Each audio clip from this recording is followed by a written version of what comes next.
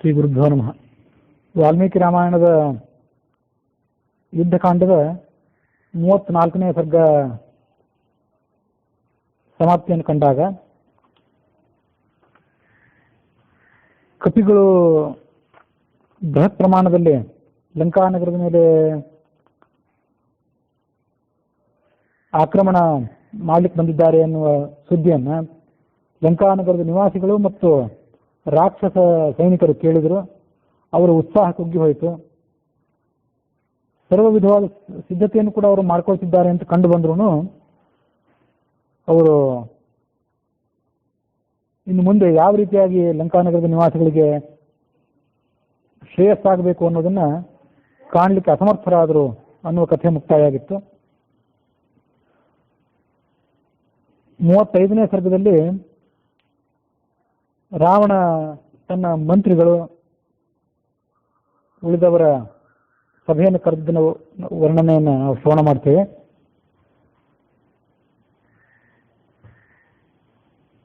ಮಂತ್ರಿ ಶಿರೋಮಣಿಗಳೇ, ಬಂಧುಗಳೇ, ನೀವೆಲ್ಲ ರಾಮನ ಪರಾಕ್ರಮದ ವಿಷಯವಾಗಿ ಆತ ಬೃಹದಾಕಾರದ ವಾನರ ಸೈನ್ಯವನ್ನ ಜೊತೆಗಿಟ್ಟುಕೊಂಡು ಸಮುದ್ರವನ್ನು ದಾಟಿದ ವಿಷಯವನ್ನು ಕೂಡ ಶ್ರವಣ ಮಾಡಿದ್ದೀರಿ.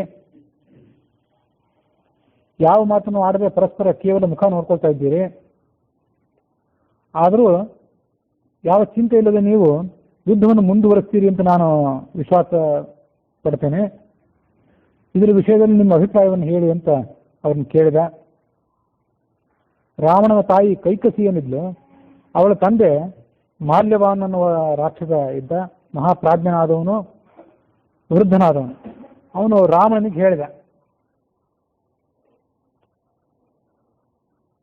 ಯಾವ ರಾಜ ನೀತಿಶಾಸ್ತ್ರವನ್ನ ಅವಲಂಬಿಸಿಕೊಂಡಿರ್ತಾನೋ, ಆನ್ವೀಕ್ಷಿಕಿ, ತ್ರಯಿ, ವಾರ್ತ ಮತ್ತು ದಂಡನೀತಿ, ಈ 4 ರಾಜ್ಯಶಾಸ್ತ್ರದ ವಿಭಾಗಗಳನ್ನು ಸರಿಯಾಗಿ ಅನುಸರಣೆ ಮಾಡ್ತಾನೋ, ಅವನು ಸುದೀರ್ಘ ಕಾಲವಾಗಿ ತನ್ನ ಬಂಧು ಬಾಂಧವರ ಜೊತೆ ಸುಖವಾಗಿ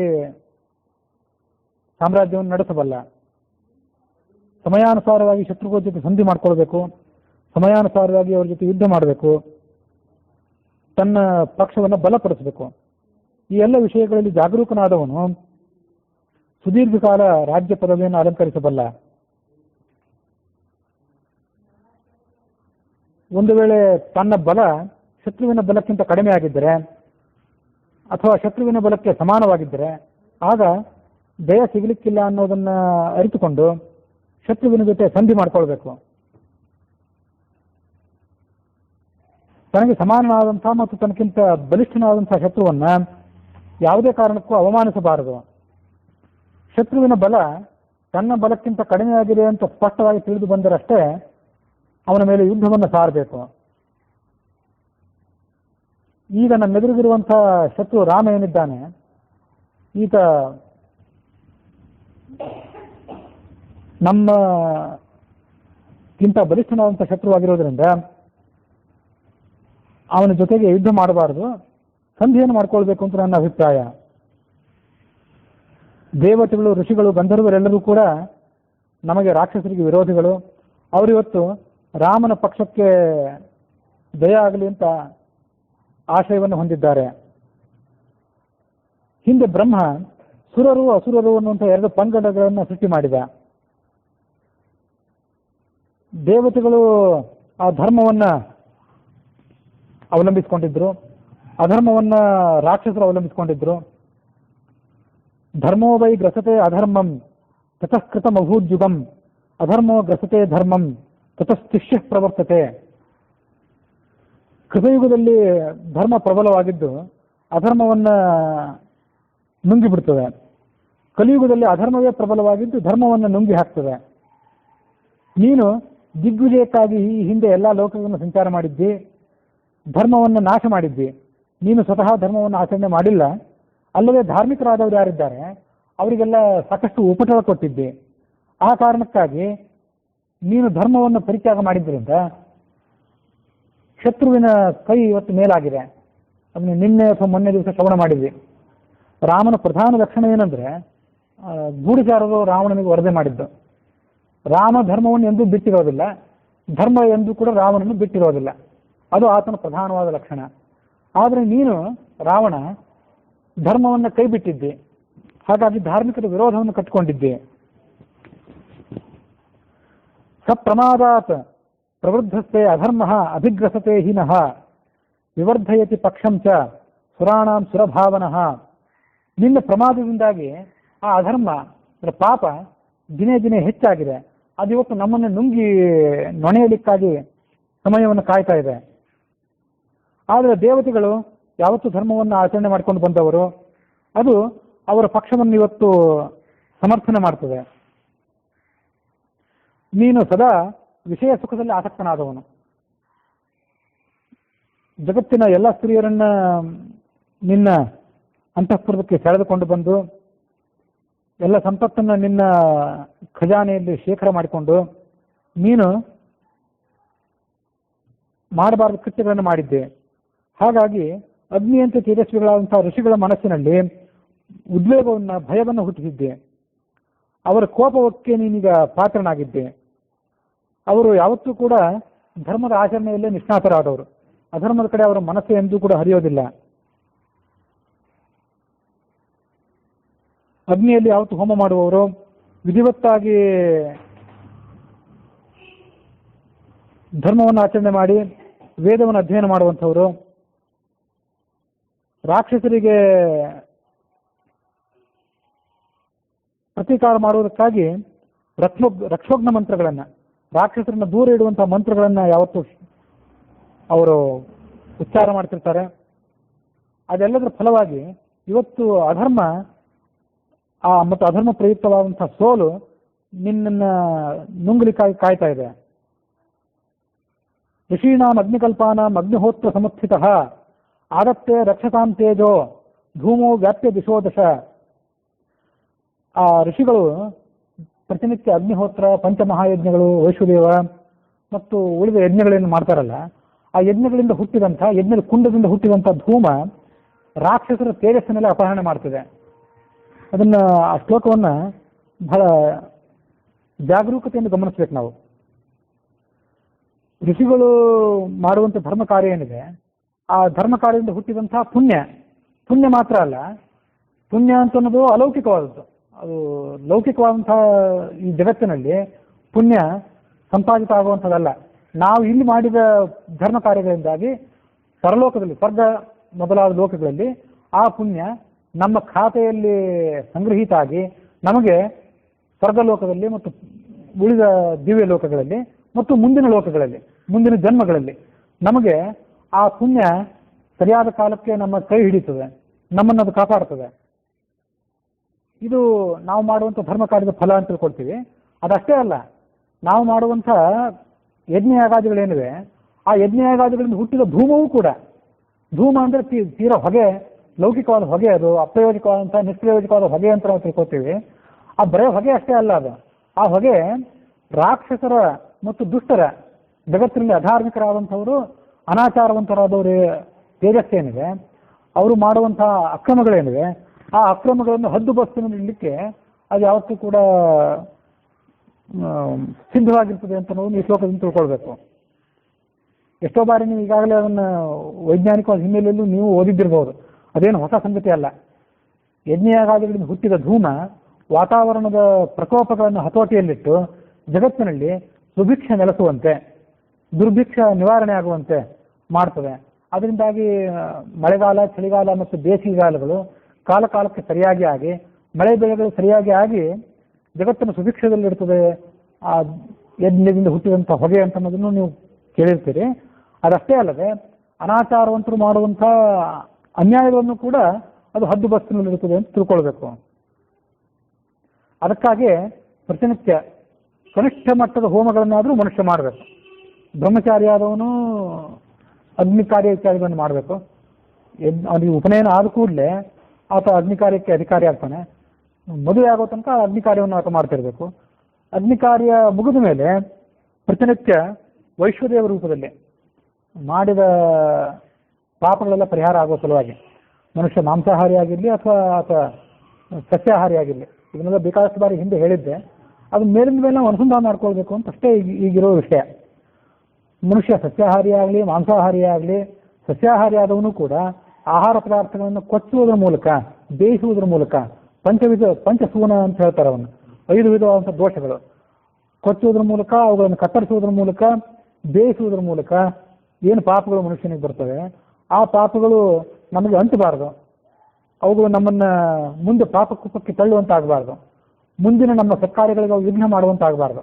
ಅದಕ್ಕಾಗಿ ಪ್ರತಿನಿತ್ಯ ಮನುಷ್ಯ ವೈಶ್ವದೇವ ಮಾಡಿ, ಅಗ್ನಿಯಲ್ಲಿ ಹೋಮ ಮಾಡಿ, ಆ ವೈಶ್ವದೇವ ಶೇಷವಾದಂಥ ಅನ್ನವನ್ನೇ ಭೋಜನ ಮಾಡಬೇಕು. ಆ ವೈಶ್ವದೇವ ಶೇಷ ಏನಿದೆ ಅದನ್ನು ಅಮೃತ ಅಂತ ಕರೆಸ್ಕೋತದೆ, ಅದನ್ನು ಭೋಜನ ಮಾಡಬೇಕು ಅಂತನ್ನೋದು ಇದು ನಿತ್ಯ ಮಾಡಬೇಕಾದದ್ದು. ಇದು ಇನ್ನು ಅಶ್ವಮೇಧ ಇತ್ಯಾದಿ ಕ್ಷತ್ರಿಯರಿಗೆ ಹೇಳಿದಂಥ ಯಾಗಗಳು, ಮತ್ತೆ ವಾಜಪೇಯ ಮೊದಲಾದ ಯಾಗಗಳು, ಅವೆಲ್ಲ ನೈಮಿತ್ತಿಕ ಯಾಗಗಳು. ಮಾಡಿದರೆ ವಿಶೇಷ ಫಲ, ಮಾಡದೇ ಇದ್ರೆ ದೋಷವೇನಿಲ್ಲ, ನಿತ್ಯ ಅದನ್ನು ಮಾಡಬೇಕಾಗಿಲ್ಲ ಮನುಷ್ಯ. ಆದರೆ ಈ ಎಲ್ಲ ಯಜ್ಞಗಳೇನಿವೆ ಇದನ್ನ ಮನುಷ್ಯ ನಿತ್ಯ ಮಾಡಬೇಕಾಗುತ್ತೆ. ಹಾಗಾಗಿ ನಿತ್ಯ ಪ್ರತಿಯೊಂದು ಒಂದಲ್ಲ ಒಂದು ನಿಮಿತ್ತದಿಂದ ಅಗ್ನಿಯಲ್ಲಿ ಹೋಮ ಮಾಡಲೇಬೇಕು. ಆ ಹೋಮ ಸಂಬಂಧವಾದಂಥ ಭಾಷಣ ಏನಿದೆ ಅದನ್ನು ಧಾರಣೆ ಮಾಡಲೇಬೇಕು. ಮಾನಸ್ತೋಕೆ ತನಯೇ ಮಾನ ಆಯುಷ್ಯ ಅನ್ನುವ ಮಂತ್ರವನ್ನು ಉಚ್ಚಾರ ಮಾಡಿ ವೈಷ್ಣವರು ಸ್ಮಾರ್ತರು ಎಲ್ಲರೂ ಕೂಡ ಹುತಶೇಷವನ್ನು ಭಸ್ಮ ರೂಪದಲ್ಲಿ ಹಣೆಗೆ ಧಾರಣೆ ಮಾಡಲೇಬೇಕು. ಮತ್ತು ಹೋಮಶೇಷವಾದಂತಹ ಅನ್ನವನ್ನೇ ಭೋಜನ ಮಾಡಬೇಕು. ಇದು ಅವರ ನಿತ್ಯ ಕರ್ತವ್ಯ. ಹೀಗೆ ಬ್ರಹ್ಮಚಾರಿಗಳಾದವರಿಗೆ ಅಗ್ನಿ ಕಾರ್ಯ, ಗೃಹಸ್ಥರಾದವರಿಗೆ ವೈಶ್ವದೇವ ಮೊದಲಾದವರು, ಮತ್ತು ಇನ್ನುಳಿದ ಎಷ್ಟೋ ಯಜ್ಞಗಳು, ಈ ಎಲ್ಲ ಯಜ್ಞಗಳನ್ನು ಮಾಡಿ ತತ್ಶೇಷವಾದಂತಹ ಭೋಜನವನ್ನೇ ಆತ ನಿತ್ಯ ಸ್ವೀಕಾರ ಮಾಡಬೇಕು. ಇದು ಆ ಯಜ್ಞಗಳ ಮತ್ತು ಅಗ್ನಿಕುಂಡದಲ್ಲಿ ಮಾಡುವಂಥ ಹೋಮದ ಮಹತ್ವ.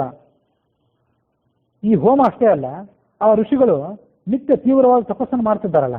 ತಪಸ್ಸು ಅಂದರೆ ನಾನಾ ಥರದ ಮಂತ್ರಗಳನ್ನು ಪುನಃ ಉಚ್ಚಾರ ಮಾಡೋದೇನಿದೆ, ಆ ಮಾಡುವ ಮಂತ್ರೋಚ್ಚಾರಣೆ ಏನಿದೆ, ಆ ಮಂತ್ರೋಚ್ಚಾರಣವೂ ಕೂಡ ರಾಕ್ಷಸರಿಗೆ ಸಂತಾಪ ತಂದೊಡ್ಡುತ್ತಿದೆ.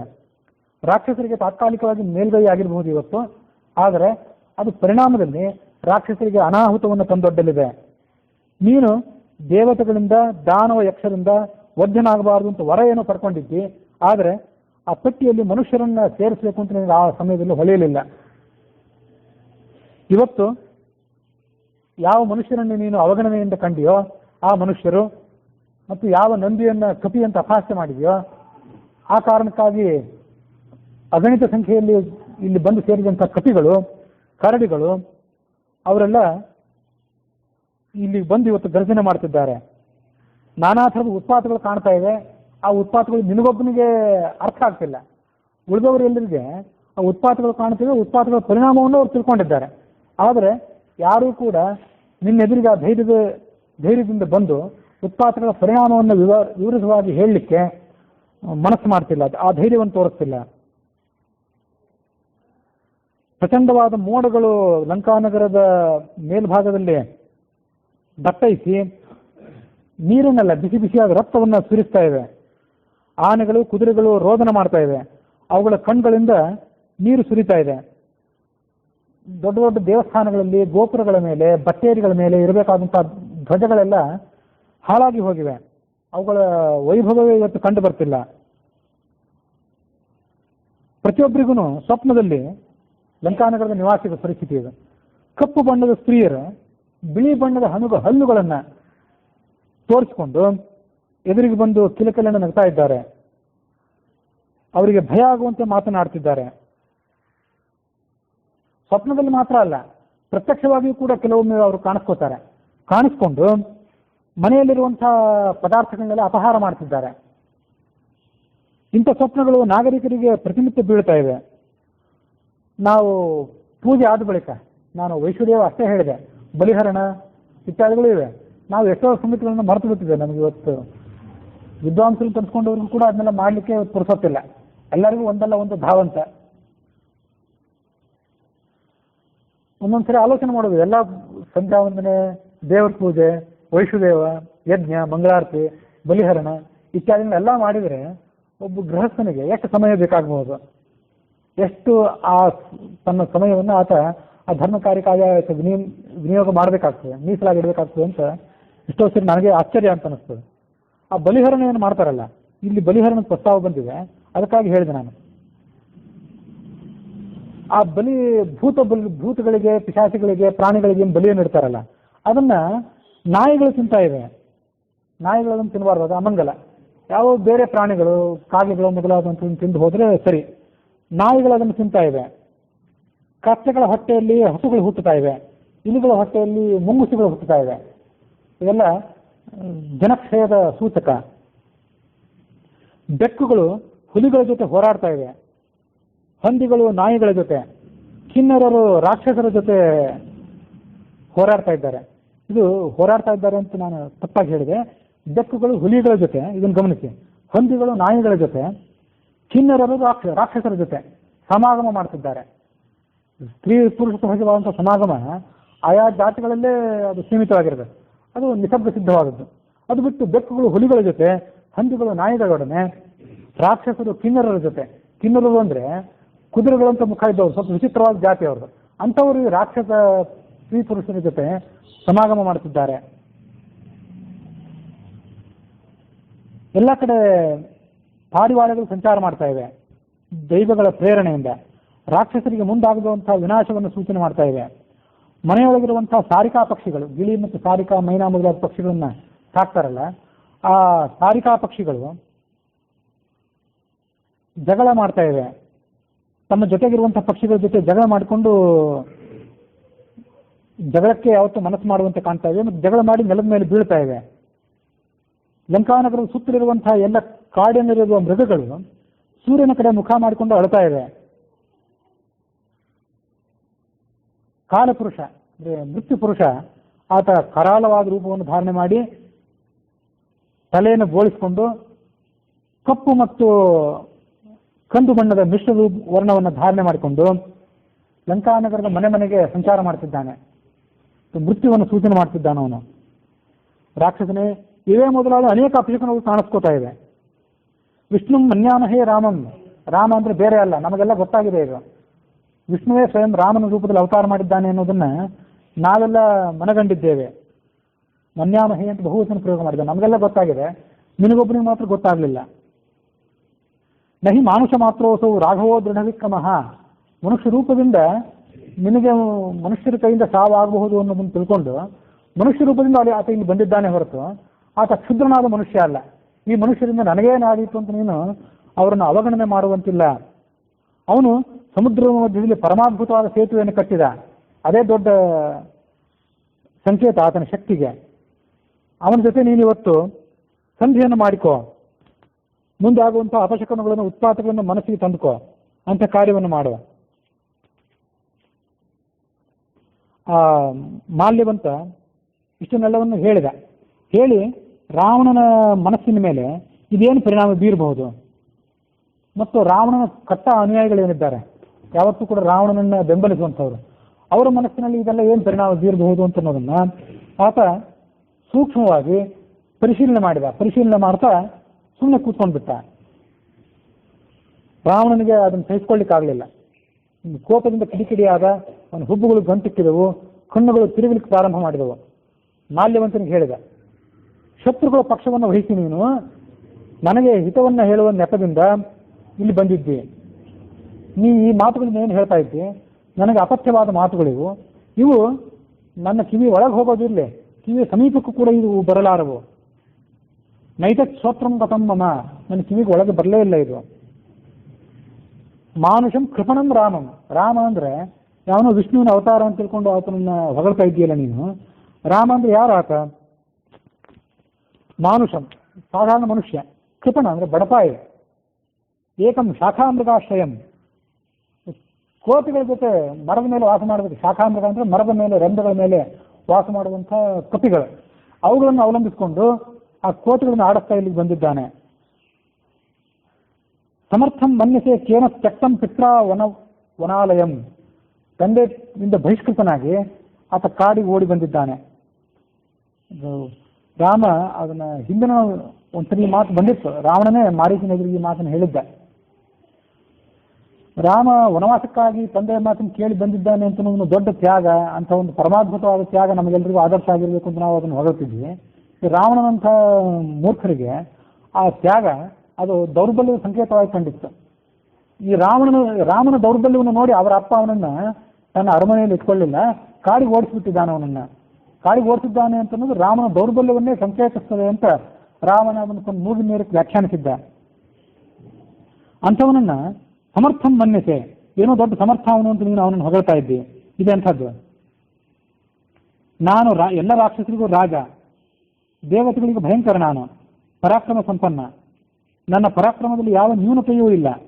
ರಾಮನು ನನಗಿಂತ ಉತ್ತಮ, ನಾನು ರಾಮನಿಗಿಂತ ಹೀನ ಅಂತ ನೀನು ಹೇಗೆ ಭಾವಿಸ್ತಿ? ನೀನು ನನ್ನನ್ನು ಹೀಗೆಳೆದು ನನ್ನನ್ನು ಕೀಳಂದಾಜು ಮಾಡಿ ಮಾತಾಡ್ತಿದ್ಯಲ್ಲ, ಅದಕ್ಕೆ ಏನು ಕಾರಣ ಇದ್ದಿರಬಹುದು? ನನಗೆ ಹೀಗೆ ಅನಿಸ್ತದೆ.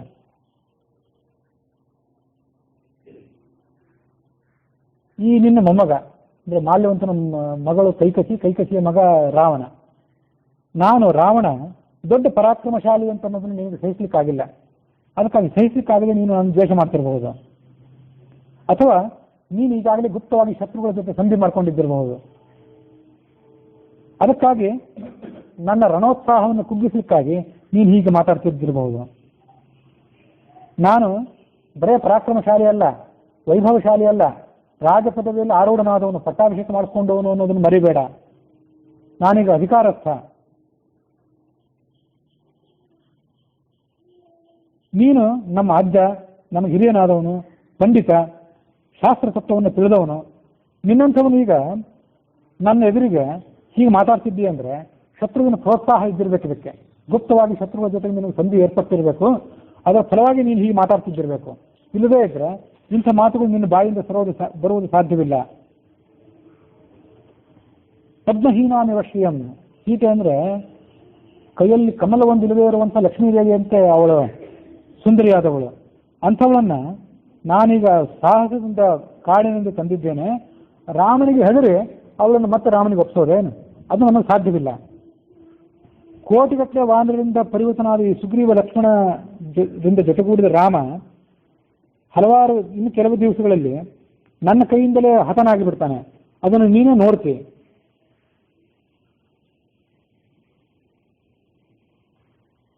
ದ್ವಿಧಾ ಭಜ್ಯೇಯಮಪ್ಯೇವಂ ನ ನಮೇಯಂತು ಕಸ್ಯಚಿತ್ ಏಷಮೇ ಸಹಜೋ ದೋಷಃ ಸ್ವಭಾವೋ ವಾ ದುರತಿಕ್ರಮಃ.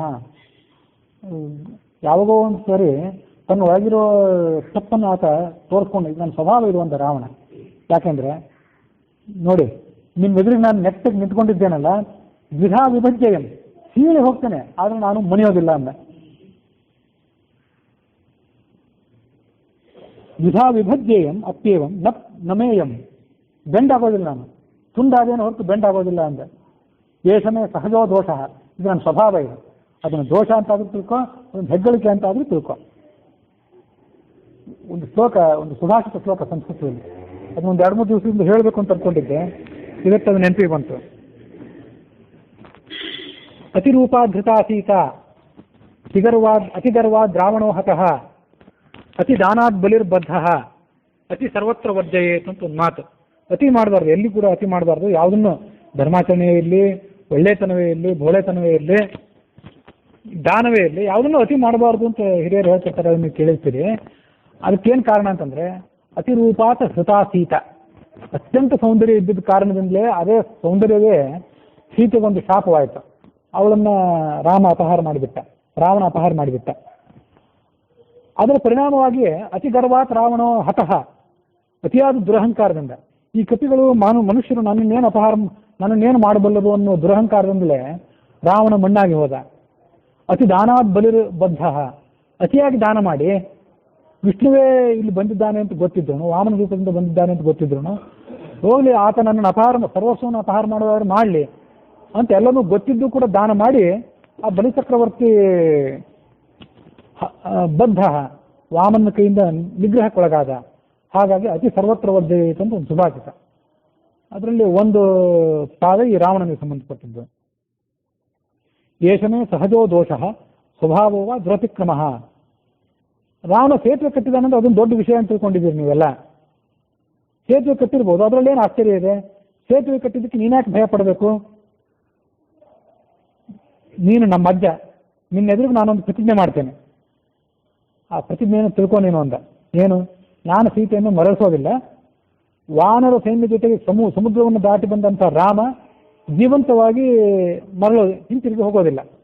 ಇವೆರಡೂ ಸಂಗತಿಗಳನ್ನು ನೀನು ಈಗಲೇ ಮನಗಾಣುವಂಥ ರಾಮ, ಈ ರಾವಣ. ಮಾಲ್ಯವಂತನಿಗೆ ಬಹಳ ಲಜ್ಜೆ ಆಯಿತು, ಅವನಿಗೆ ಅವಮಾನವೂ ಆಯಿತು, ಇನ್ಸಲ್ಟ್ ಅವಮಾನವೂ ಆಯಿತು, ಇಂಥ ಮೂರ್ಖನಿಗೆ ಬುದ್ಧಿ ಹೇಳ್ತಿದ್ದೇನಲ್ಲ ಅಂತ. ನಾಚಿಕೆಯೂ ಆಯಿತು. ನಾಚಿಕೆ ಯಾಕಾಯ್ತು ಅಂತಂದರೆ, ನನ್ನ ಮಗಳ ಮಗ ಇಂಥವನೊಬ್ಬ ಹುಟ್ಟಿದ್ನಲ್ಲ ಅಂತ ನಾಚಿಕೆ. ಎರಡು ಕಾರಣದಿಂದ ಆತಗೆ ನಾಚಿಕೆ ಆಯಿತು ಅಂತ ನಾವು ವ್ಯಾಖ್ಯಾನ ಮಾಡಬಹುದು. ಏನೂ ಮಾತಾಡಲಿಲ್ಲ ಅವನು, ಮತ್ತು ಅಲ್ಲಿ ನಿಲ್ಲಬೇಕು ಅಂತ ಅಪೇಕ್ಷೆ ಪಡಲಿಲ್ಲ. ಮಹಾರಾಜನಿಗೆ ದೇವಾಗಲಿ ಅಂತ ಹೇಳಿ ಆತ ಅವನ ಅಪ್ಪಣೆಯನ್ನು ಪಡೆದು ಅಲ್ಲಿಂದ ಹೊರಟೋಗಿಬಿಟ್ಟ. ಈ ಕಡೆ ರಾವಣ ತನ್ನ ಮಂತ್ರಿಗಳ ಜೊತೆ ಸಮಾಲೋಚನೆ ಮಾಡಿ ಮುಂದಿನ ವ್ಯವಸ್ಥೆಗಳನ್ನು ಏರ್ಪಾಡು ಮಾಡಿದ. ಪೂರ್ವ ದ್ವಾರದ ರಕ್ಷಣೆಗಾಗಿ ಪ್ರಹಸ್ತ, ದಕ್ಷಿಣ ದ್ವಾರದ ರಕ್ಷಣೆಗಾಗಿ ಮಹಾಪರಾಕ್ರಮಿಯಾದ ಮಹಾಪಾರ್ಶ್ವ ಮತ್ತು ಮಹೋದರ, ಪಶ್ಚಿಮ ದ್ವಾರದ ರಕ್ಷಣೆಗಾಗಿ ಹಲವಾರು ರಾಕ್ಷಸರಿಂದ ಕೂಡಿದ ಇಂದ್ರಜಿತ್, ಮತ್ತು ಉತ್ತರದ ರಕ್ಷಣೆಗಾಗಿ ಶುಕಸಾರಣರು, ಮತ್ತು ತಾನೇ ಉತ್ತರದ ದ್ವಾರ ರಕ್ಷಣೆಗಾಗಿ ಬಂದ. ಯಾಕಂದರೆ ಉತ್ತರದ ಕಡೆಯಿಂದಲೇ ಆ ಸೇತುವೆಯನ್ನು ಕಟ್ಟಿ ರಾಮಾದಿಗಳು ಬಂದಿದ್ರು. ಮತ್ತು ರಾಮನು ಕೂಡ ಕಪಿಗಳ ಸೈನ್ಯವನ್ನು ಒಂದೊಂದು ಕಡೆ ವಿಭಾಗ ಮಾಡ್ತಾನೆ, ಅದು ಮುಂದೆ ಬರ್ತದೆ. ಪೂರ್ವ ದಕ್ಷಿಣ ಪಶ್ಚಿಮೋತ್ತರಗಳಿಗೆ. ಉತ್ತರ ದಿಕ್ಕಿನ ಕಡೆಗೆ ಆತ ತಾನೇ ಹೋದ ಅಂತ ಬರ್ತದೆ ಮುಂದೆ. ಯಾಕಂದ್ರೆ ರಾವಣ ಅಲ್ಲೇ ಬರುವವನದ್ದಾದ್ರಿಂದ ಉತ್ತರ ದಿಕ್ಕಿನ ಕಡೆಗೆ ರಾಮ ಸ್ವಯಂ ಹೋದ.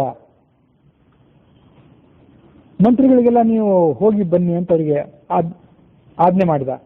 ಅವರೆಲ್ಲ ರಾವಣನಿಗೆ ಜಯಕಾರವನ್ನು ಹೇಳಿ ಸಮ್ಮಾನಿತರಾಗಿ ತಮ್ಮ ಮನೆಗೆ ಹೊರಟು ಹೋದ್ರು. ರಾವಣನು ತನ್ನ ಅರಮನೆಗೆ ಪ್ರವೇಶ ಮಾಡಿದ. ಈ ಕಡೆ ರಾಮ, ಲಕ್ಷ್ಮಣ, ಸುಗ್ರೀವ, ಹನುಮಂತ, ಜಾಂಬವಾನ್, ವಿಭೀಷಣ, ಅಂಗದ ಇವರೆಲ್ಲರೂ ಕೂಡ ಪರಸ್ಪರ ಸಮಾಲೋಚನೆ ಮಾಡಲಿಕ್ಕೆ ಪ್ರಾರಂಭ ಮಾಡಿದರು. ಅಲ್ಲಿ ಶರಭ, ಸುಷೇಣ, ಮೈಂದ, ಜಿವಿದ, ಗಜ, ಗವಾಕ್ಷ ಇವರು ಎಲ್ಲ ಇದ್ರು. ಈ ಲಂಕಾನಗರವನ್ನು ದೇವತೆಗಳು ಕೂಡ ಪ್ರವೇಶ ಮಾಡಲಿಕ್ಕೆ ಸಾಧ್ಯವಿಲ್ಲ ಅಂತ ಕಾಣಿಸ್ತದೆ. ಅದಕ್ಕಾಗಿ ನಾವೇನು ಆಲೋಚನೆ ಮಾಡಬೇಕು, ಲಂಕಾನಗರವನ್ನು ಭೇದನ ಹೇಗೆ ಮಾಡಬೇಕು, ಪರಸ್ಪರ ಸಮಾಲೋಚನೆ ಮಾಡಿದರು. ಆಗ ವಿಭೀಷಣ ಈ ಮಾತನ್ನು ಹೇಳಿದ,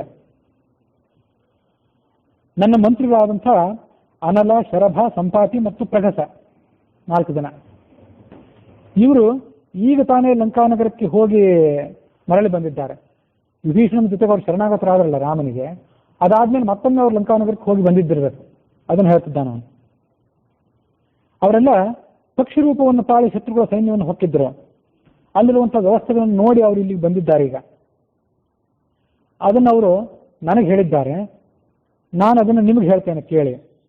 ಪೂರ್ವದ ಕಡೆ ಪ್ರಹಸ್ತ,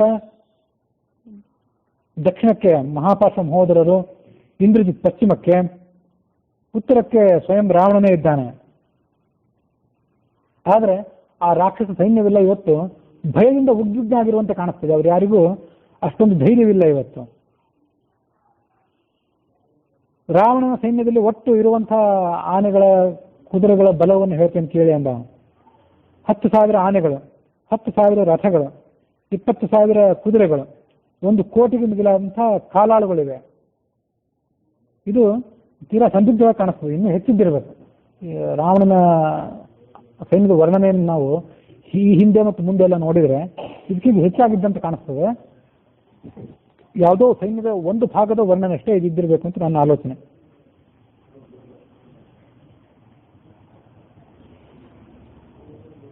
ಪ್ರತಿಯೊಬ್ಬ ರಾಕ್ಷಸ ನಾಯಕನ ಬಳಿಯಲ್ಲಿ, ಒಬ್ಬೊಬ್ಬ ಸೇನಾಪತಿಯ ಬಳಿಯಲ್ಲಿ 10 ಲಕ್ಷ ರಾಕ್ಷಸರು ಅವರಿಗೆ ಬೆಂಗಾವಲಾಗಿ ನಿಂತಿದ್ದಾರೆ. ಇದನ್ನೆಲ್ಲ ವಿಭೀಷಣ ರಾಮನಿಗೆ ಹೇಳಿದ. ತನ್ನ ಮಂತ್ರಿಗಳನ್ನು ಕೂಡ ಅವರಿಗೆ ಪರಿಚಯ ಮಾಡಿಕೊಟ್ಟ. ಮತ್ತು ಲಂಕಾನಗರದ ಸೂಕ್ಷ್ಮವಾದ ರಹಸ್ಯಗಳೇನಾದರೂ ಇದ್ದರೆ ಅದನ್ನೆಲ್ಲವನ್ನು ಆ ರಾಮನಿಗೆ ವಿವರವಾಗಿ ಹೇಳಿ ಪ್ರಾರಂಭ ಮಾಡಿದ. ಹಿಂದೆ ರಾವಣ ಕುಬೇರಾದಿಗಳ ಮೇಲೆ ದಂಡೆತ್ತಿ ಹೊರಟಿದ್ನಲ್ಲ, ಆಗ 60 ಲಕ್ಷ ಜನ ರಾಕ್ಷಸ ಸೈನಿಕರು ಆತನ ಜೊತೆಗೆ ಹೋಗ್ತಿದ್ರು. ಅವರೆಲ್ಲ ರಾವಣನಿಗೆ ಸಮಾನವಾದಂತಹ ಪರಾಕ್ರಮಿಗಳು. ಶತ್ರುಗಳನ್ನು ನಾನು ಹೊಗಳಿದೆ ಅಂತ ಹೇಳಿ ರಾಮನೇ ನೀನು ಕೋಪ ಮಾಡ್ಕೋಬೇಕಾದ ಕಾರಣವಿಲ್ಲ. ಶತ್ರುಗಳ ಬಲ ಏನು ಅನ್ನೋದು ನಿನಗೆ ಮನವರಿಕೆ ಆಗಲಿಕ್ಕಾಗಷ್ಟೇ ನಾನು ಹೀಗೆ ಹೇಳಿದೆ. ನೀನು ನಿನ್ನ ಪರಾಕ್ರಮದಿಂದಲೇ ದೇವತೆಗಳನ್ನು ಕೂಡ ನಿಗ್ರಹ ಮಾಡಬಲ್ಲೆ.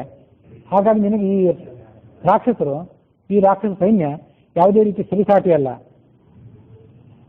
ಅದಾದ್ಮೇಲೆ ರಾಮ ಹೇಳಿದ, ನೀಲ ಲಂಕಾನಗರದ ಪೂರ್ವ ದ್ವಾರಕ್ಕೆ ಹೋಗಿ ಅಲ್ಲಿ ಪ್ರಹಸ್ತನನ್ನು ಎದುರಿಸಲಿ, ಅಂಗದ ದಕ್ಷಿಣಕ್ಕೆ ಹೋಗಿ ಮಹಾಪಾರ್ಶ್ವ ಮಹೋದರರನ್ನು ಎದುರಿಸಲಿ, ಹನುಮಂತ ಪಶ್ಚಿಮ ದ್ವಾರಕ್ಕೆ ಹೋಗಿ ಇಂದ್ರಜಿತನನ್ನು ಎದುರಿಸಲಿ. ರಾವಣನ ವಧೆಗೆ ನಾನೇ ಮನಸ್ಸು ಮಾಡಿದ್ದೇನೆ, ರಾವಣ ಉತ್ತರ ದಿಕ್ಕಿಗೆ ಬಂದಿದ್ದಾನಾದ್ರಿಂದ ನಾನೇ ಉತ್ತರ ದಿಕ್ಕಿನ ದ್ವಾರಕ್ಕೆ ಹೋಗ್ತೇನೆ.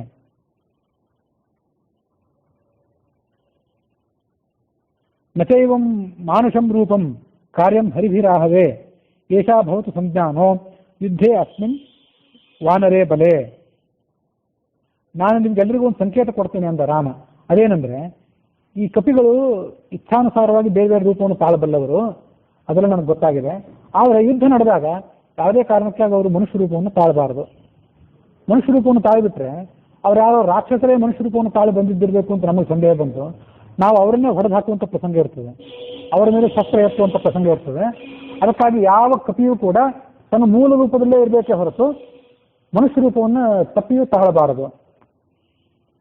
ನಮ್ಮವರು ಯಾರು ಅಂತ ತಿಳ್ಕೊಳ್ಳಿಕ್ಕೆ ವಾನರತ್ವನೇ ಮುಖ್ಯ ಗುರುತು, ಕಪಿ ಶರೀರವೇ ಮುಖ್ಯ ಗುರುತು. ನಾವು 7 ಮಂದಿ ಮಾತ್ರ ಮನುಷ್ಯ ರೂಪದಿಂದ ಇರ್ತೇವೆ. ಅವ್ರು ಯಾರು? 4 ಜನ ವಿಭೀಷಣನ ಮಂತ್ರಿಗಳು, ಒಬ್ಬ ವಿಭೀಷಣ, ರಾಮ ಮತ್ತು ಲಕ್ಷ್ಮಣರು. ಈ 7 ಜನ ಮಾತ್ರ ಮನುಷ್ಯ ರೂಪದಲ್ಲಿ ಇರಬೇಕು, ಉಳಿದವರೆಲ್ಲ ಕಪಿ ರೂಪದಿಂದಲೇ ಇರಬೇಕು. ಅಹಮೇವ ಸಹ ಭ್ರಾತ್ರ ಲಕ್ಷ್ಮಣೇನ ಮಹೋಜಸ ಆತ್ಮನ ಪಂಚಮಶ್ಚಾಯಂ ಸಖಾ ಮಮ ವಿಭೀಷಣ. ಮತ್ತೊಮ್ಮೆ ಸುವೇಲ ಪರ್ವತವನ್ನು ಏರಬೇಕು ಅಂತ ರಾಮ ನಿರ್ಧಾರ ಮಾಡಿದ. ಅಲ್ಲಿ ಏರಿ ರಾಮನ ಸೈನ್ಯದ ಜೊತೆಗೂಡಿಯೇ ಆ ರಾವಣನ ಸೈನ್ಯವನ್ನು ಮತ್ತೊಂದು ಸಾರಿ ನೋಡಬೇಕು ಅಂತ ಅವನ ಆಲೋಚನೆ ಆಗಿತ್ತು. ವಿಭೀಷಣನಿಗೆ ಮತ್ತು ಉಳಿದವರೆಲ್ಲರಿಗೂ ಈ ಮಾತನ್ನು ಹೇಳಿದ, ಈ ರಾತ್ರಿಯನ್ನು ನಾವು ಇಲ್ಲೇ ಕಳೆಯೋಣ, ರಾವಣನ ನಿವಾಸ ಸ್ಥಾನವನ್ನು ನಾವು ಇಲ್ಲಿಂದಲೇ ನೋಡೋಣ. ರಾವಣ ಕುಲದ ಮರ್ಯಾದೆಯನ್ನು ತಿಳಿದವನಲ್ಲ, ಕ್ರೂರವಾದ ಸ್ವಭಾವ ಇದ್ದವನಾಗಿ ನಮ್ಮೇಲೆ ಇವತ್ತು ಆತ ದಂಡೆತ್ತಲಿಕ್ಕೆ ಬಂದಿದ್ದಾನೆ.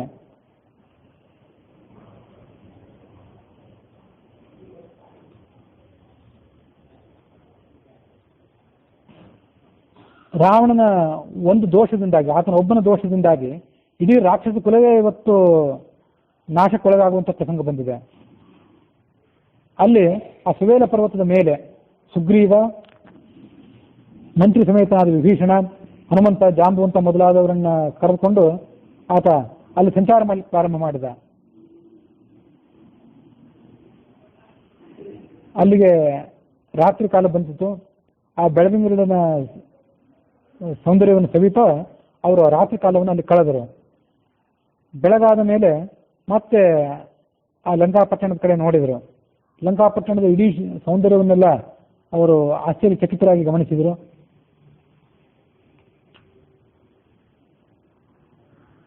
ಪ್ರಾಸಾದೈಶ್ಚ ವಿಮಾನೈಶ್ಚ ಲಂಕಾ ಪರಮಭೂಷಿತ ಘನೈರಿವ ಆತಪ ಅಪಾಯೇ ಮಧ್ಯಮಂ ವೈಷ್ಣವಂ ಪದಂ.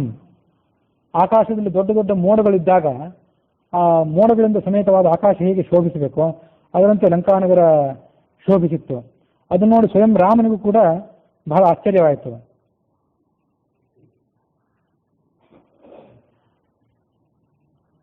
ಸುಗ್ರೀವನು ಕೂಡ ರಾಮನ ಪಕ್ಕದಲ್ಲೇ ನಿಂತ್ಕೊಂಡಿದ್ದ. 2 ಯೋಜನೆ ವಿಸ್ತಾರ ಇತ್ತು ಆ ಸುವೇಲ ಪರ್ವತ, ಅತ್ಯಂತ ಎತ್ತರವಾಗಿತ್ತು. ತ್ರಿಕೂಟ ಪರ್ವತ ಅಂತ ಮತ್ತೊಂದು ಪರ್ವತ ಏನಿತ್ತು, ಆ ಪರ್ವತದ ಶಿಖರದಲ್ಲಿ ಈ ಲಂಕಾನಗರದ ನಿರ್ಮಾಣವಾಗಿತ್ತು. ಸುಗ್ರೀವ ಆ ಕಡೆ ನೋಡುವಾಗ ಸುವೇಲ ಪರ್ವತದಲ್ಲಿ ಇವರು, ತ್ರಿಕೂಟ ಪರ್ವತದಲ್ಲಿ ಆ ಕಡೆ ಆ ರಾಕ್ಷಸನ ಸೈನ್ಯ ಮತ್ತು ಸ್ವಯಂ ರಾವಣನು ಕೂಡ ಅಲ್ಲಿ ಕಾಣಿಸಿದ. ರಾವಣನನ್ನ ಸುಗ್ರೀವ ನೋಡಿದ. 2 ಪಕ್ಕದಲ್ಲಿ ಸೇವಕಿಯರು ನಿಂತ್ಕೊಂಡು ಬಿಳಿ ಚಾಮರಗಳನ್ನು ಬೀಸ್ತಾ ಇದ್ರು. ತಲೆ ಮೇಲೆ ಶ್ವೇತ ಛತ್ರ ಇತ್ತು. ಮೈಗೆಲ್ಲ ಕೆಂಬಣ್ಣದ ಗಂಧದ ಆಲೇಪನವಿತ್ತು. ಸುವರ್ಣದ ಪೀತಾಂಬರವನ್ನು ಉಟ್ಕೊಂಡಿದ್ದ. ಎಲ್ಲರೂ ನೋಡ್ತಾ ಇದ್ರು. ಯಾರಿಗೂ ಏನು ಸ್ವಲ್ಪ ಸುಳಿವು ಬಿಟ್ಟುಕೊಳ್ಳಿಲ್ಲ ಈ ಸುಗ್ರೀವ. ಇದ್ದಕ್ಕಿದ್ದಂತೆ ಆ ಸುವೇಲ ಪರ್ವತದಿಂದ ಹಾರಿದ ಆ ತ್ರಿಕೂಟ ಪರ್ವತದ ಕಡೆ. ರಾವಣ ನಿಂತಿದ್ದಂಥ ಗೋಪುರದ ಶಿಖರಕ್ಕೆ ಸರಿಯಾಗಿ ಹಾರಿದ. ಅಲ್ಲೇ ಧುಮುಕಿದ ಅವನು. ರಾವಣನನ್ನು ನೋಡಿದ. ರಾವಣನನ್ನು ನೋಡಿ ಅವನಿಗೆ ಈ ಮುಂದಿನಂತೆ ಮಾತು ಹೇಳಿದ, ರಾಕ್ಷಸನೇ, ನಾನು ರಾಮನಿಗೆ ಮಿತ್ರನೂ ಹೌದು, ದಾಸನೂ ಹೌದು. ಇವತ್ತು ನಾನು ನಿನ್ನನ್ನು ಎದುರಿಸಿ ಬಂದಿದ್ದೇನೆ, ನೀನು ನನ್ನ ಕೈಯಿಂದ ತಪ್ಪಿಸಿಕೊಳ್ಳಾರೆ. ರಾವಣನಿಗೆ ಎಚ್ಚರಿಕೆ ಕೊಟ್ಟ. ರಾವಣನ ಮೇಲೆ ಹಾರಿ ಅವನ ಕಿರೀಟವನ್ನು ಕೆಳಗೆ ಸೆಳೆದು ಹಾಕಿದ. ರಾವಣ ಕೂಡ ಗರ್ಜನೆ ಮಾಡಿದ, ಕಪಿಯೇ, ಇವತ್ತು ಇಷ್ಟು ದಿವಸ ನೀನು ನನಗೆ ಕಣ್ಣಿಗೆ ಕಾಣುವಂತಿರಲಿಲ್ಲ.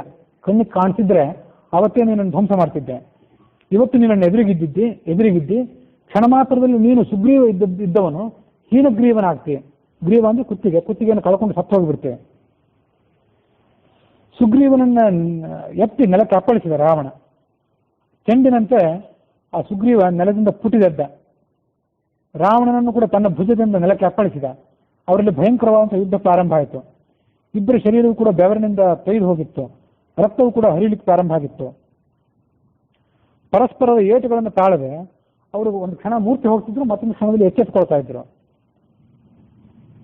ಮುಷ್ಟಿಯಿಂದ ಗುದ್ದಾಡಿದ್ರು, ಮೊಣಕೈಗಳಿಂದ ತಿವಿದರು, ಉಗುರುಗಳಿಂದ ಪರಸ್ಪರ ಪರಚಿದ್ರು, ಮಲ್ಲ ಯುದ್ಧ ಮಾಡಿದ್ರು. ಒಬ್ಬರನ್ನೊಬ್ಬರು ನೆಲಕ್ಕೆ ಅಪ್ಪಳಿಸಿದ್ರು, ಮತ್ತೊಬ್ಬರ ದೇಹವನ್ನು ಭುಜದಿಂದ ಅಪ್ಪಳಿಸಿದ್ರು. ಅವರ ಯುದ್ಧ ಎರಡು ಮದಿಸಿದ ಆನೆಗಳಂತೆ, ಹುಲಿ ಮತ್ತು ಸಿಂಹಗಳ ನಡುವಿನ ಕಾದಾಟದಂತೆ ಕಾಣಿಸ್ಕೊತಾ ಇತ್ತು. ಕೆಲವೊಮ್ಮೆ ನೆಲದ ಮೇಲೆ ಯುದ್ಧ ಮಾಡ್ತಿದ್ರು, ಇದ್ದಕ್ಕಿದ್ದಂತೆ ಗೋಪುರದ ಮೇಲೆ ಹಾರಿ ಆ ಗೋಪುರದಿಂದ ಯುದ್ಧ ಮಾಡ್ತಿದ್ರು. ಇವತ್ತು ಮಲ್ಲಯುದ್ಧವನ್ನು ಆಡುವವರು, ಮಲ್ಲಯುದ್ಧದಲ್ಲಿ ಪಾರಂಗತರಾದವರು ನಮ್ಮ ದೇಶದಲ್ಲಿ ಬೇಕಾದಷ್ಟೇ ಇದ್ದಿರಬಹುದು. ಮಲ್ಲಯುದ್ಧ ಆ ಕಾಲದಲ್ಲಿ ಎಷ್ಟು ಸುಶಿಕ್ಷಿತವಾಗಿತ್ತಂದ್ರೆ, ಸಂರಂಭ ಮತ್ತು ಶಿಕ್ಷಾ ಅನ್ನುವಂಥ ಮಲ್ಲಯುದ್ಧದ ಎರಡು ಪ್ರಧಾನ ಪ್ರಭೇದಗಳು. ಅವುಗಳನ್ನು ಅವರು ತಿಳಿದುಕೊಂಡಿದ್ರು, ಪಾರಂಗತರಾಗಿದ್ದರು. ಒಬ್ಬರು ಇನ್ನೊಬ್ಬರ ನ್ಯೂನತೆಗಳನ್ನು, ಎದುರಾಳಿ ಯಾವ ಕ್ಷಣದಲ್ಲಿ ಯಾವ ಸಂದರ್ಭದಲ್ಲಿ ತಪ್ಪು ನಡೀತಾನೆ, ಆತನನ್ನು ನಾನು ಆಕ್ರಮಣ ಮಾಡಬಹುದು ಅನ್ನೋದನ್ನು ಅವರು ಸೂಕ್ಷ್ಮವಾಗಿ ಪರಿಶೀಲನೆ ಮಾಡ್ತಿದ್ರು. ಮಂಡಲಾಕಾರವಾಗಿ ಸುತ್ತಾಗಿ ಒಬ್ಬರೊಬ್ಬರು ಸಂಚಾರ ಮಾಡ್ತಿದ್ರು. ವೈಷ್ಣವ, ಸಮಪಾದ, ವೈಶಾಖ, ಮಂಡಲ, ಪ್ರತ್ಯಾಲೀಢ, ಅನಾಲೀಢ, ಹೀಗೆ ನಾನಾ ಥರದ ಮಲ್ಲಯುದ್ಧದ ಹೆಜ್ಜೆಗಳಿವೆ. ಇವೆಲ್ಲ ಮಲ್ಲಯುದ್ಧದ ಸ್ಟೆಪ್ಗಳಿವು. ಅವರು ಗೋಮೂತ್ರದಂತೆ ಕುಟಿಲ ಗತಿಯಿಂದ ಸಂಚಾರ ಮಾಡ್ತಿದ್ರು. ಅದನ್ನೊಂದ್ಸರಿ ಗಮನಿಸಿ. ಆಕಳು ಅಥವಾ ಎತ್ತು ದಾರಿಯಲ್ಲಿ ಸಂಚಾರ ಮಾಡ್ಕೊಂಡು ಹೋಗುವಾಗ, ಆ ಸಂಚಾರ ಮಾಡುವಾಗ ಗೋಮೂತ್ರ ಹೀಗೆ ಬೀಳ್ತಿರ್ತದೆ. ಅದು ನೇರವಾಗಿ ಬೀಳೋದಿಲ್ಲ, ಅದು ವಕ್ರವಾಗಿ ಈಗ ಹಾವಿನ ಗತಿಯಿಂದ ಬೀಳ್ತಿರ್ತದೆ. ಅದರಂತೆ ಇವರು ಎದುರಾಳಿ ಕೈಯಿಂದ ತಪ್ಪಿಸ್ಕೊಳ್ಬಾರ್ದು ಅನ್ನೋ ಕಾರಣಕ್ಕಾಗಿ ವಕ್ರಗತಿಯಿಂದ ಸಂಚಾರ ಮಾಡ್ತಿದ್ರು. ಒಮ್ಮೆ ಹಿಂದಕ್ಕೆ ಹೋಗ್ತಿದ್ರು, ಒಮ್ಮೆ ಮುಂದಕ್ಕೆ ಬರ್ತಿದ್ರು, ಒಮ್ಮೆ ಅಡ್ಡಕ್ಕೆ ಸಂಚಾರ ಮಾಡ್ತಿದ್ರು, ಒಮ್ಮೆ ಎಡಕ್ಕೆ, ಒಮ್ಮೆ ಬಲಕ್ಕೆ.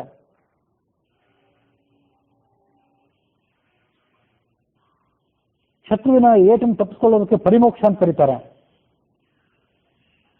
ಶತ್ರುವಿನ ಏಟನ್ನ ಇನ್ನೇನು ಮೈ ಮೇಲೆ ಬಿಟ್ಟು ನನಗೆ ಅದನ್ನು ತಡ್ಕೊಳ್ಳಿಕ್ಕೆ ಸಾಧ್ಯ ಇಲ್ಲ ಅನ್ನುವಂತೆ ತೋರಿಸ್ಕೊಂಡು ಇದಕ್ಕಿಂತ ತಪ್ಪಿಸ್ಕೊಂಡು ಬಿಡೋದು, ಇದಕ್ಕೆ ವರ್ಜನ ಅಂತ ಕರೀತಾರೆ.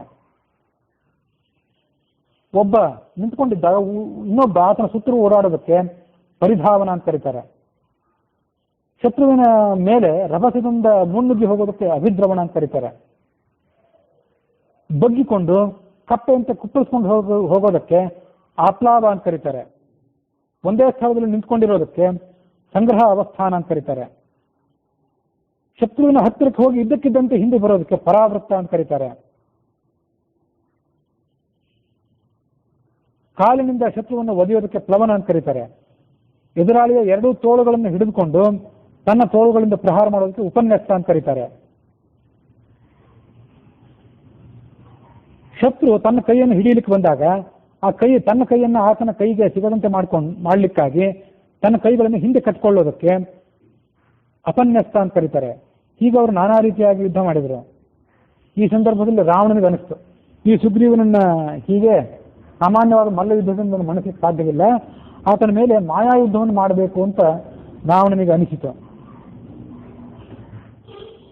ಈಗಾಗಲೇ ಸುಗ್ರೀವನ ಕೈ ಮೇಲಾಗಿತ್ತು. ಸುಗ್ರೀವ ಸಾಕಷ್ಟು ರಾವಣನನ್ನ ಹಣ್ಣುಗಾಯಿ ನೀರುಗಾಯಿ ಮಾಡಿದ್ದ. ಇನ್ನು ಅವನ ಮಾಯಾಯುದ್ಧ ಮಾಡಲಿಕ್ಕೆ ಸನ್ನದ್ಧನಾದಾಗ ಆ ಸುಗ್ರೀವ ರಾವಣನ ಕೈಗೆ ಸಿಕ್ಕಂತೆ ತೋರಿಸ್ಕೊಂಡು ಆಕಾಶಕ್ಕೆ ಹಾರಿಬಿಟ್ಟ. ಒಮ್ಮೆಲೆ ರಾವಣನ ವಂಚನೆ ಆಯಿತು. ಸುಗ್ರೀವ ರಾವಣನನ್ನು ವಂಚನೆ ಮಾಡಿದ. ರಾವಣ ಅದೇ ಗೋಪುರದಲ್ಲಿ ನಿಂತ್ಕೊಂಡು ನೋಡ್ಬೇಕಾಯ್ತು. ಆ ಸುಗ್ರೀವನ ಹಿಂಬಾಲಿಸ್ಕೊಂಡು ಹೋಗುವಷ್ಟು ಚೈತನ್ಯ ಆತನಿಗೆ ಇರಲಿಲ್ಲ. ಸುಗ್ರೀವ ಹಾರಿ ಎಲ್ಲಿ ರಾಮಾದಿಗಳು ನಿಂತ್ಕೊಂಡಿದ್ದು ಅಲ್ಲಿಗೆ ಹೋಗಿಬಿಟ್ಟ. ರಾಮನ ಬಳಿಗೆ ಸರಿಯಾಗಿ ಬಂದು ನಿಂತು ಬಿಟ್ಟ. ಸುಗ್ರೀವ ರಾವಣನನ್ನ ಮರ್ದನ ಮಾಡಿ ಮರಳಿ ಬಂದದ್ದನ್ನು ನೋಡಿ ಆ ರಾಮನಿಗೆ ಮತ್ತು ಉಳಿದ ಕಪಿಗಳಿಗೆಲ್ಲ ಯುದ್ಧೋತ್ಸಾಹ ಹೆಚ್ಚಾಯಿತು. ಅವರೆಲ್ಲ ಸುಗ್ರೀವನನ್ನು ಯಥೋಚಿತವಾಗಿ ಸನ್ಮಾನ ಮಾಡಿದರು. ಆದರೆ ರಾಮ ಆತನನ್ನ ಆಕ್ಷೇಪಿಸಿದ. ಹೀಗೆ ನೀನು ಸ್ವಯಂ ರಾಜನಾದವನು, ಇದ್ದಕ್ಕಿದ್ದಂತೆ ನಮ್ಗೆ ಯಾವ ಸುಳಿವು ಕೊಡದಂತೆ ಅಲ್ಲಿಗೆ ನೀನು ಹಾರಿ ಹೋಗಬಾರದು. ಸುಗ್ರೀವನ ಮೈ ಮೇಲಾದಂಥ ಗಾಯಗಳನ್ನು ನೋಡಿ ಆತನ ಆಲಿಂಗನ ಮಾಡ್ಕೊಂಡು ಹೇಳಿದ, ರಾಜರಾದವರು ಸ್ವಯಂ ಈ ಸಾಹಸ ಕಾರ್ಯಗಳನ್ನು ಮಾಡಬಾರ್ದು. ನೀನು ಹೀಗೆ ಹೋಗಿದ್ದನ್ನು ನೋಡಿ ನನಗೆ, ಲಕ್ಷ್ಮಣನಿಗೆ, ವಿಭೀಷಣನಿಗೆ, ಸುಗ್ರೀವ, ಹನುಮಂತ ಮೊದಲಾದವರೆಲ್ಲರಿಗೂ ಕೂಡ ನೀನು ಹೊರಳಿ ಬರ್ತೀಯೋ ಇಲ್ಲೋ, ಶತ್ರುವಿನ ಕೈಗೆ ಸಿಕ್ಕು ಹತನಾಗಿ ಬಿಡ್ತೀಯೋ ಅನ್ನೋ ಒಂದು ಸಂದೇಹ ಬರುವಂತಾಗಿತ್ತು. ನಿನಗೇನಾದರೂ ಆಗಿದ್ರೆ, ಶತ್ರುವಿನ ಕೈಯಿಂದ ನೀನು ವಧೆಗೊಳಗಾಗಿದ್ದರೆ ನಾನು ಈ ಯುದ್ಧವನ್ನು ಮಾಡಿ ಏನು ಸಾಧಿಸಬೇಕಾಗಿದೆ? ಸೀತೆಯನ್ನು ಮರಳಿ ಪಡ್ಕೊಂಡಾದರೂ ರಾವಣನನ್ನ ಹತ್ಯೆ ಮಾಡಿ ಆದರೂ ನನಗೆ ಬರುವ ಲಾಭವೇನಿದೆ? ನಿನ್ನಂಥ ಸ್ನೇಹಿತರನ್ನು ಕಳ್ಕೊಂಡ್ರೆ ನನಗದರಿಂದ ಏನು ಸಂತೋಷ ಆಗೋದಿದೆ? ಕೊನೆಗೆ ನನ್ನ ಈ ಶರೀರವನ್ನು ಇಟ್ಕೊಂಡಾದರೂ ನನಗೆ ಬದುಕಬೇಕಾದ್ದೇನಿದೆ? ನೀನು ಮಹಾಪರಾಕ್ರಮಿ ಅಂತ ನನಗೆ ಗೊತ್ತಿದೆ. ಅಷ್ಟಿದ್ರೂ ಕೂಡ ನೀನು ಒಂದು ವೇಳೆ ಜೀವದಿಂದ ಹಿಂತಿರುಗೋದಿದ್ದರೆ ನಾನು ಮುಂದೆ ಏನು ಮಾಡಬೇಕಾಗ್ತಿತ್ತು? ನಾನೇನು ಮಾಡಬೇಕಂತ ಆಲೋಚನೆ ಮಾಡಿದ್ದೆ ಅಂದರೆ, ವಿಭೀಷಣನಿಗೆ ರಾವಣನನ್ನು ಕೊಂದು ವಿಭೀಷಣನಿಗೆ ಪಟ್ಟಾಭಿಷೇಕ ಮಾಡಿ ಭರತನಿಗೆ ರಾಜ್ಯವನ್ನು ಒಪ್ಪಿಸಿಕೊಟ್ಟು ನಾನು ಈ ದೇಹವನ್ನು ಪರಿತ್ಯಾಗ ಮಾಡಬೇಕು ಅಂತ ಮಾಡಿದ್ದೆ. ಯಾಕೆಂದರೆ ಸ್ನೇಹಿತನಾದ ನೀನೇ ಇಲ್ಲ ಅಂತ ಆದಮೇಲೆ ನನಗಾದರೂ ಈ ಶರೀರವನ್ನು ಇಟ್ಕೊಂಡು ಆಗಬೇಕಾದ ಲಾಭವೇನಿದೆ? ಆಗ ಸುಗ್ರೀವ ರಾಮನಿಗೆ ಹೇಳಿದೆ, ನನ್ನ ಪರಾಕ್ರಮದ ಮೇಲೆ ನನಗೆ ಆತ್ಮವಿಶ್ವಾಸವಿತ್ತು. ಇಷ್ಟರ ಮೇಲೆ ಎದುರಿಗೆ ರಾವಣನನ್ನು ಮೊದಲನೇ ಬಾರಿ ನೋಡಿದಾಗ ನನಗೆ ಸಹಿಸಿಕೊಳ್ಳಿಕ್ಕಾಗಲಿಲ್ಲ. ಆ ರಾವಣ ನನ್ನ ಮಿತ್ರನಾದ ನಿನ್ನ ಪತ್ನಿಯನ್ನು ಅಪಹಾರ ಮಾಡಿದವನು. ಪತ್ನಿಯನ್ನು ಕಳ್ಕೊಂಡಿರುವಂಥ ದುಃಖ ಹೇಗೆ ಅಂತ ನನಗೆ ಗೊತ್ತಿದೆ. ಆ ದುಃಖದ ತೀವ್ರತೆಯನ್ನು ನಾನು ಅನುಭವಿಸಿದ್ದೇನೆ. ನಿನ್ನ ಪತ್ನಿಯನ್ನು ಅಪಹಾರ ಮಾಡಿದವನು ಎದುರಿಗೆ ಕಾಣಿಸ್ಕೊಂಡಾಗ ನನಗದನ್ನು ಸಹಿಸಿಕೊಳ್ಳಿಕ್ಕಾಗಲಿಲ್ಲ. ಅದಕ್ಕಾಗಿ ನಾನು ರಾವಣನ ಮೇಲೆ ಒಮ್ಮೆಲೆ ಹಠಾತ್ತಾಗಿ ದಾಳಿ ಮಾಡಬೇಕಾಯಿತು ಅಂತ ಸುಗ್ರೀವ ರಾಮನಿಗೆ ತನ್ನ ಆತ್ಮವಿಶ್ವಾಸವನ್ನು, ತನ್ನ ಅಸಹನೆಯನ್ನು ವರ್ಣನೆ ಮಾಡಿಕೊಂಡ ಅನ್ನುವಲ್ಲಿಗೆ ಇವತ್ತಿನ ಕಥೆ ಮುಕ್ತಾಯ ಆಗಿದೆ.